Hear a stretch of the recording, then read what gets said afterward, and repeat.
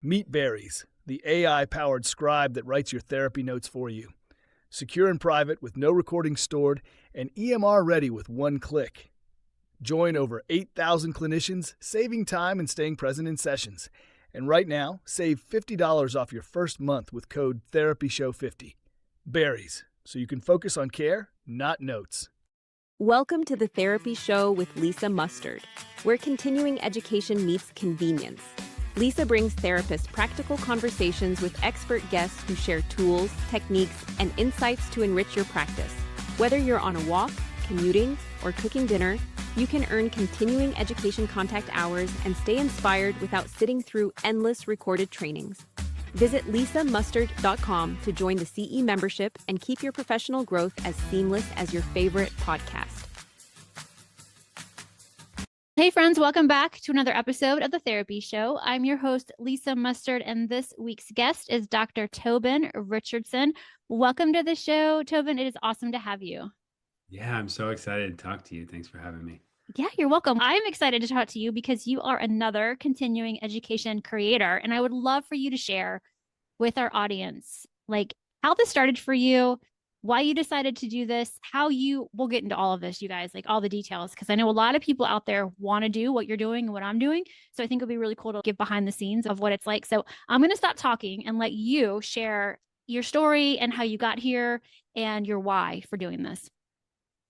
Yeah, for sure. So I was thinking about this before we hopped on, because of course it's such a marathon usually when you have something in your head that you want to do, but of course there's just so many ways that you can convince yourself not to do it. But I think there was two things that really came together for me. So I've worked in counselor ed for most of my career, actually, at a big community mental health organization and in other places too.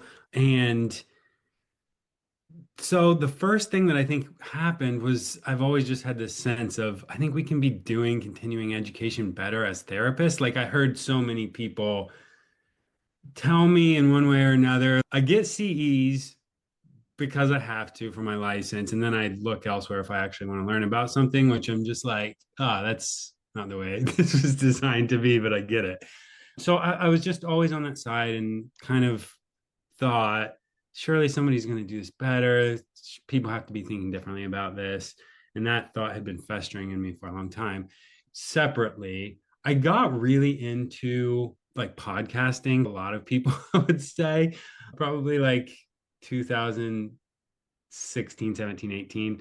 I got really into produced podcasting. I know a lot of people do conversational podcasts. I really love the stuff that was like journalistic storytelling.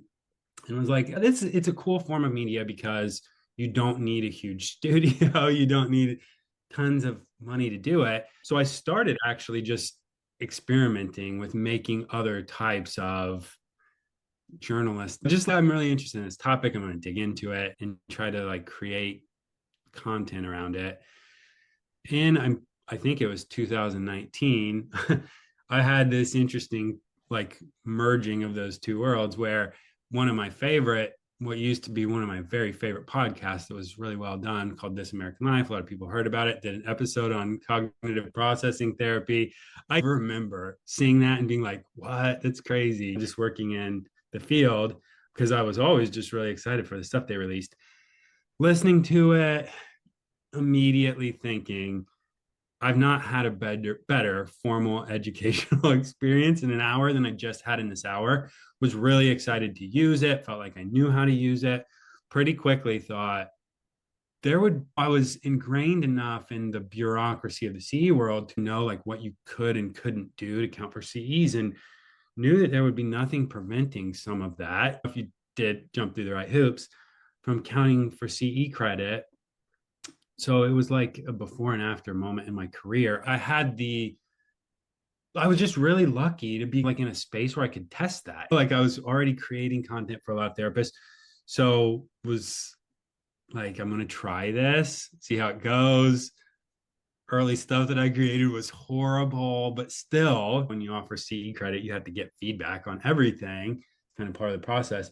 And people liked it. And I was like, oh, I know I can do this better. I know I can do this better. So I spent the next few years trying to get better and better at it. And then at some point was like, I'm having enough fun doing this that I'm just going to build out my own platform. It took a really long time. Finally, I had enough content that I was like, all right, I guess I'm going to do this. I guess I'm going to invest in it. It's expensive to host all that. And then now I just hope I can do it forever. Like, I really like doing it. I'm starting to get people who are actually utilizing it. And so now I'm just in it. Now I can't turn back. Yeah. Yeah, I love it. I listened to a couple of your episodes, and the first thing that came to mind was like, man, this reminds me of This American Life. And I used to love This American Life. In fact, my favorite episodes, I'm just going to tell you because maybe you know them. The one about the lottery, do it for the lottery. Do you know that one? And then The Little Mermaid. Do you know The Little Mermaid one? I actually, Oh my gosh. that one. Okay, when you get a chance, just Google it. It's hilarious. My kids listened to it and they thought I was crazy, but I think it's hilarious. But anyway, okay, totally side tangent there. I just think what you're doing, it's just so unique. And I love how you have the transitions and you have the different speakers and you make it very much a narrative. You're learning from, I think it's like you have you do two interviews or two conversations or however you do it, and then you wrap it up. Is that how you do it? Yeah, I'll usually talk to at least a couple different people who really know, like are really insiders within that world. Part of what I guess a peek behind the curtain is a lot of times I don't know much about these topics. Like I'm definitely not the expert. Like I would not claim to be to the accreditors, but I am a therapist. I'm like target market of a CE. So I'm like, how can I actually learn about this? Who can I learn from? Usually you need to talk to a few people to really know like your different perspectives or whatnot.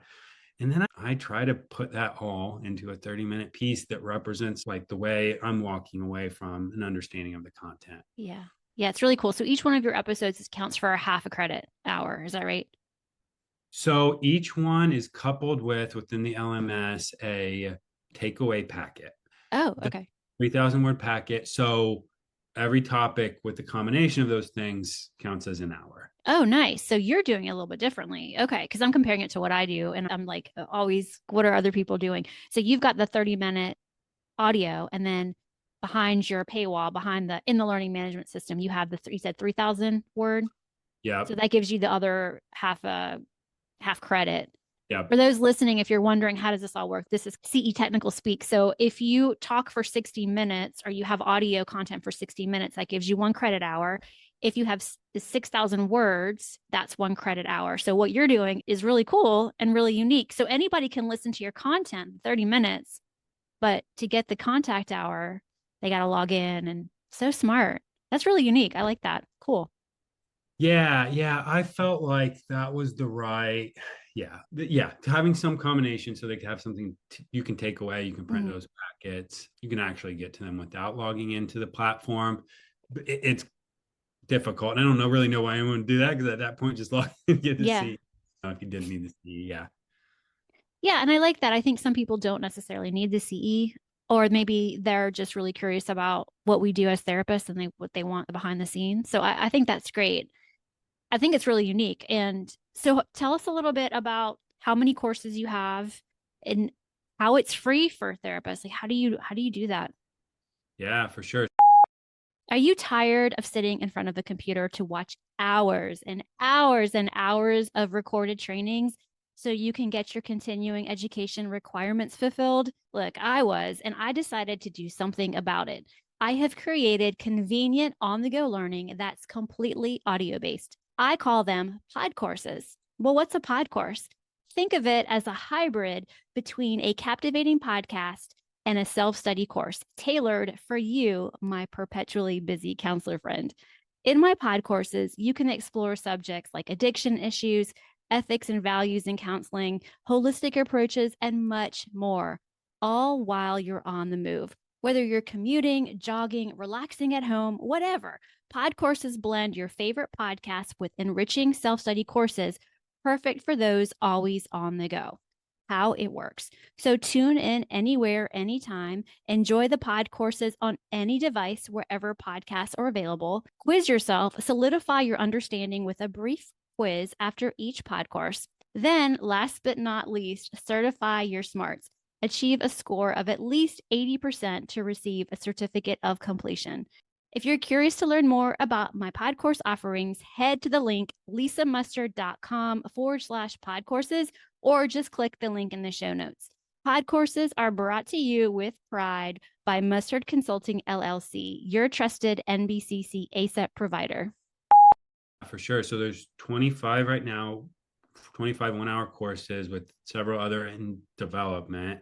So I'm hoping by the end of the year, it can be close to 30. I really want to get to 40 because I know a lot of states need that 40. Trying to get to the right topics too. So most states can get their whole licensure renewal there. But that's tough just because each state is so nuanced.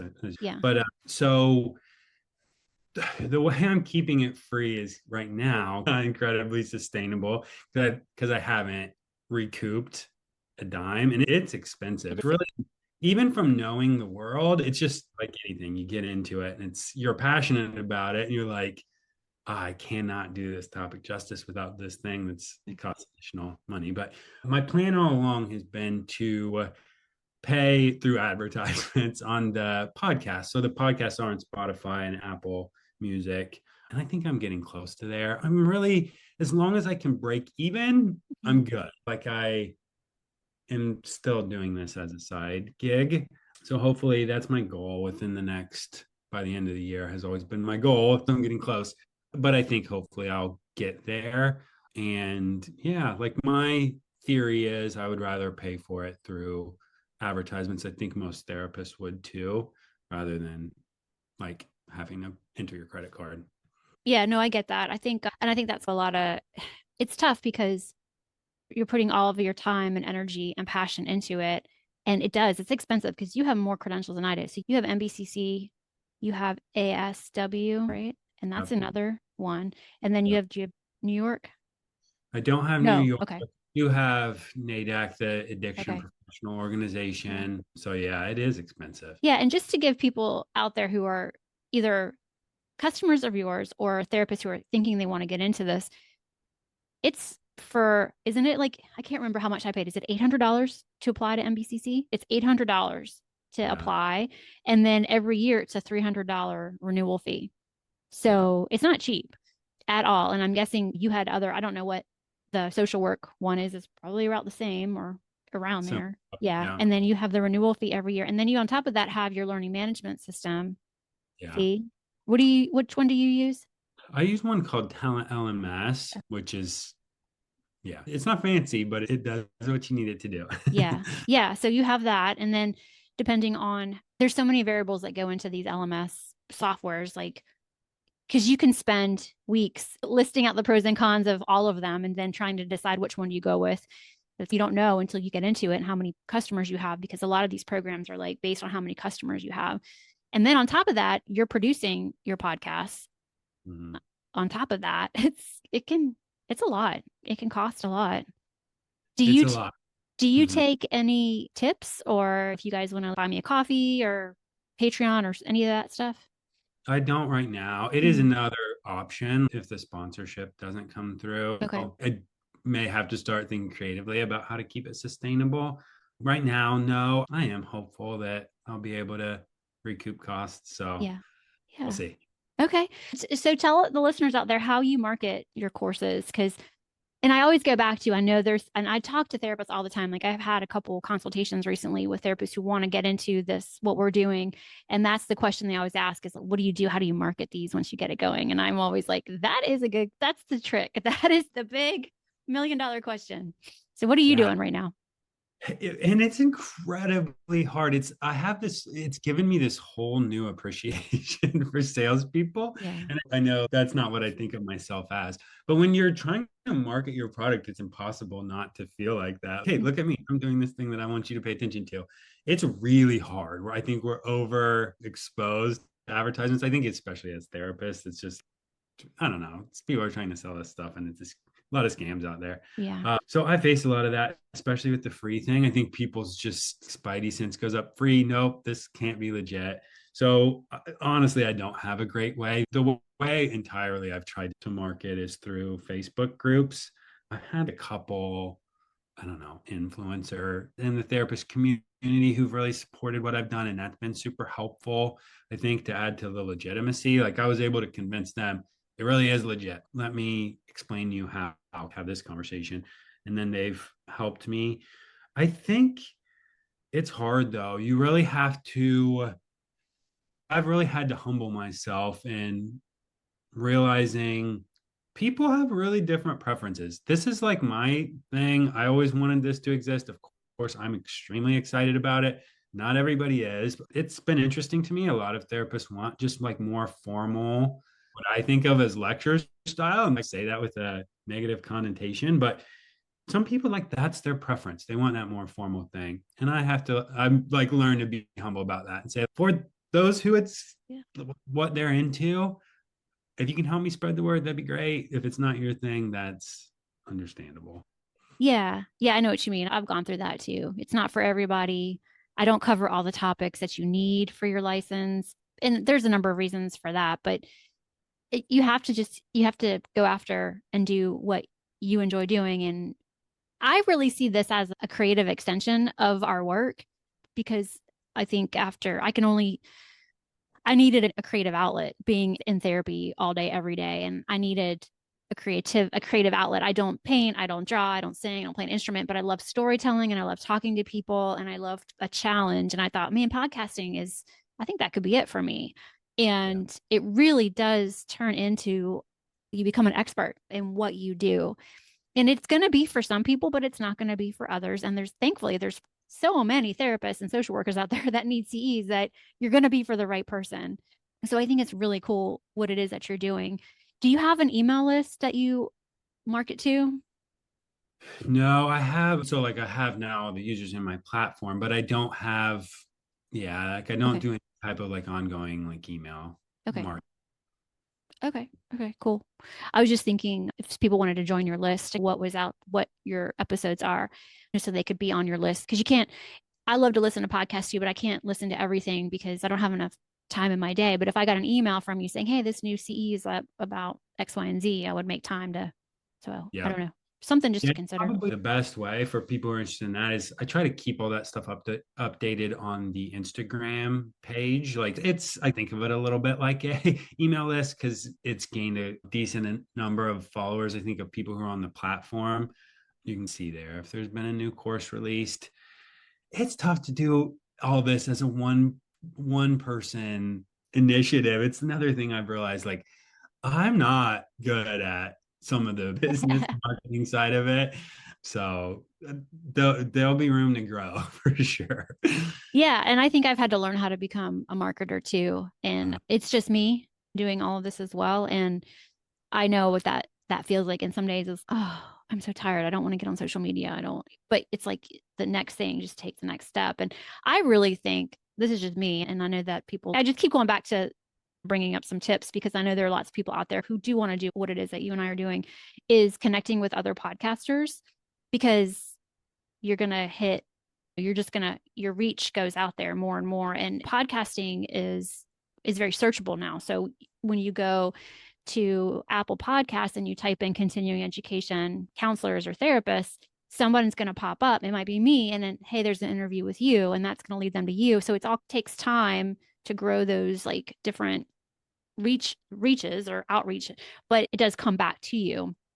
And it's the same thing with social media, like how you're doing with those influencers. That's really smart. So I would encourage people though to definitely start with an email list because you want to be able to reach to the people who are most interested in what it is that you're doing. So the people on my email list, they have given me their email because they say enough, hey, thanks for giving me this, whatever I'm giving them in return. And so people come and go off of your email list. Like I've had people sign up and then like hours later they unsubscribe, but at least they get what they need and then they go. So I don't take it personally if people leave, but you want to be able to market to that list because social media could go away at any second and it's just not so reliable.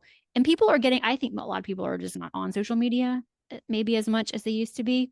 I think the Facebook groups are good, but it's almost like the same people over and over again are seeing your stuff. So it's hard to get in front of new people. And that's why I'm getting back to the point of going on podcasts, I think is really a good thing because you can get in front of different audiences So I think that's something that would be really helpful for you to grow your audience. So I'm going to give you some people you should talk to get on their podcast, because I think that would be a really good use of your time Yeah. to get more people to find you.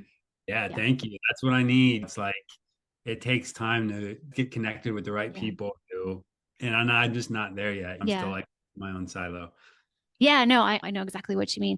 Is there anything else that you would want our listeners to know about your podcast, about what you do? Anything else that we can share with them? I think I would want people to know, it's another frustration I've had with CE stuff, is that I think so often in our field, especially, that the topics that we're digging into are really nuanced. And it's, if you do a CE, you may agree with that person's perspective, you may just like immediately not.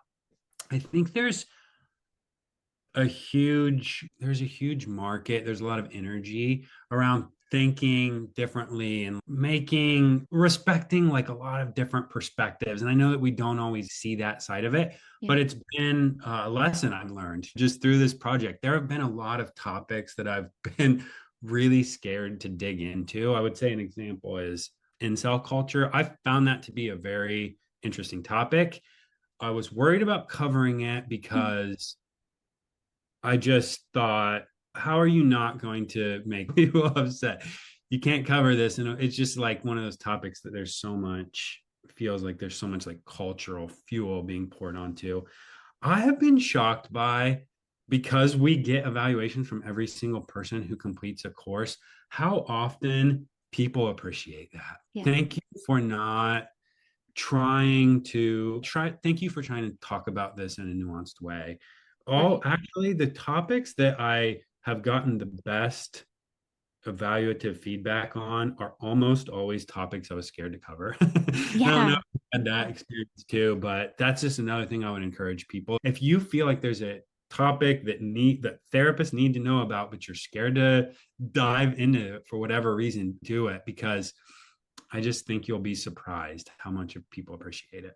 Yeah, no, I agree with you. I think that's really great advice and great feedback, because I think we are scared to talk about certain things. I remember I did one this was years ago, on sex addiction, and I was really nervous about doing it because there's so many different ways that people can look at sex addiction. And I learned so much, because I'm not the subject matter expert. I just find, like you, like I'm a therapist. I know what I need to I know what needs to be shared, but I don't have the expertise in that topic. Yeah. But when I did that one, I had some emails, because all of mine are public. So you can listen to the continuing education, and anybody can listen to it. And the people that emailed me, it was fascinating, some of the emails I got. But I thought, wow, you can see this from so many different perspectives and different lenses. And the people that took that course appreciated the fact that this was another way to view it. Yeah. So I think that's really cool that we can be those voices, or we can at least be the conduit for that information. I agree with you. That's a really cool point. I hadn't really thought about that. Neat. Are there other episodes that you've done that you felt that way about? Yeah, actually. So the one that was like the light bulb, whatever, like this was really insightful experience for me, is one of the very first courses I did was on internal family systems. And I thought, where I can, I want to record myself undergoing this type of treatment, because I think that's interesting. That's what that episode of This American Life did. I connected with a therapist who's like just amazing. She's one of those people who immediately you talk to her and I can talk to you about anything. When I turned the recorder on, I was like, I didn't know honestly how that session was going to go. And I know this sounds weird, but I knew so little about IFS that I hadn't thought about what I wanted to talk about. And so I got in there, and the thing that came to my mind, again, this feels weird to talk about, but like the part of myself that I wanted to change or whatever was like around some like internalized sexism that I thought that I had. And I had this whole story in life of why that came about. And right after finishing that up, so I got home and I was starting to edit it. And immediately I was like, I can't use this. That's crazy. Why did I say that? And I even emailed her and the therapist and said, I'm so sorry. We're going to have to redo that. I don't know why I wasn't more thoughtful about that. And she was like, that's totally fine. I get it. But it was so early on that I thought I just need courses on there right now. So what I'm going to do is upload it and then just take it down when we get a chance to re-record. That's now like one of my most taken courses. It's like I've had, I think, over 600 people complete it. My thought all along was, as soon as people start saying whatever, I had this thought in my head. I really thought people were going to say, like, how privileged of you that you're able to talk about this thing that other people wouldn't be. And I'm like, that, like, fair. Nobody said it. Like, just Yeah. the reviews kept coming in. Nobody said it. Nobody said it. Actually, everybody was saying the opposite. All the comments, not that they were all positive, but ones that were negative weren't about that. And the stuff that was positive was very much, thank you for sharing that. That was like a really real way Yeah. to I don't know. I think I just had all these thoughts in my head about why I couldn't do that.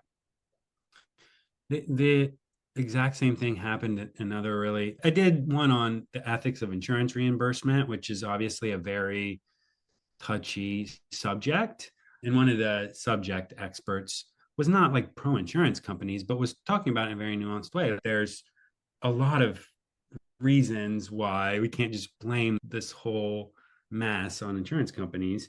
And I was actually really scared to include that because I thought, I don't know, people think really black and white on this issue. Didn't turn out to be true. People really appreciated that perspective. So just each time that happens, I get a little bit more comfortable and confident that you can do that.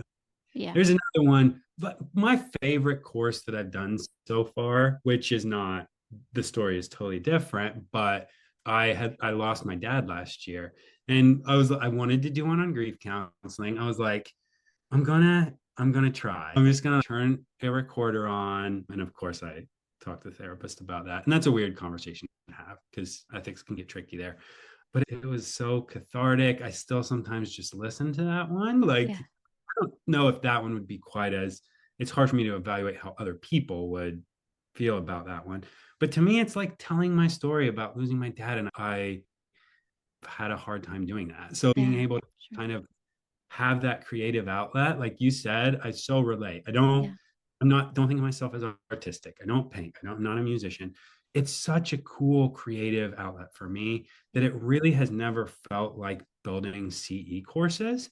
And I think if you can do it in that way, it's worth it. Like, it's a lot of work, but it's worth it. And I don't know, it's been really fun. Yeah, absolutely. Man, I'm going to go listen to these episodes now. I'm dying to hear the episodes. I don't even know if we've said the name of your podcast. I just realized, have we said the name of your podcast yet? I don't even know. Yeah. Okay. Save the Therapist. Yeah, I had some really horrible names before that. And I was like, I just need something that's easy to remember. So Save the Therapist. Save the Therapist. You guys go and find Save the Therapist and be sure to follow. Definitely on Spotify. Are you on Apple? You're not on Apple Podcasts quite just yet. I am now on Apple Okay. Podcasts, so you can get transcripts. I ended up putting all the episodes in there so you can get transcripts if you want to listen that way. And yeah, log into the platform and you can actually get the CE. Yeah. For free. Free. For free. And I think, yeah, it's really important to me to make it like really easy to get through. So I think they are that, even though there is the packet included. Yeah, I think, yeah, it's easy to get through. Awesome. All right. And the website is also savethetherapist.com. Is that right? That's right. Okay. Yeah. Okay. And you are approved, you're NBCC, and Yep. you're also ASWB and NADAC. Yep. Okay. Yep. I think I've done the analysis, and I think it's about like 85% of therapists across the country. Their boards will approve it. Don't quote me on that because, of course, rules can always be changing. But the vast majority of licensure boards will accept Awesome. a provider approved by one of those organizations. Awesome. All right. Anything else you want to share with our listeners? I don't think so. I just want to say I'm really appreciative of the stuff you're doing too. I've listened to some of the conversations you've had, and I'm just, yeah, more people in our field need to be thinking and having these conversations. So thank you. Yeah, sure. It takes some courage to do that. So thank you. Yeah, you're welcome. I think that I'm always the people that I've talked to that want to get into this. I'm like, do it. We need voices. We need people out there giving good information. We just need to show other therapists like you can do this too. I just find it exciting and invigorating, and I get burnt out with it. I go weeks where I don't release an episode, but then I release 7 and I'm like, woohoo, I'm back in. So it's really fun. Maybe, I don't know, maybe there's something that you and I can do down the road. So you guys definitely go and follow Tobin, follow him on Instagram. Make sure you follow the podcast, Go Take His CEUs. And thank you so much for being here. This has just been great. Oh, thank you. I really appreciate it. Oh yeah, you're welcome.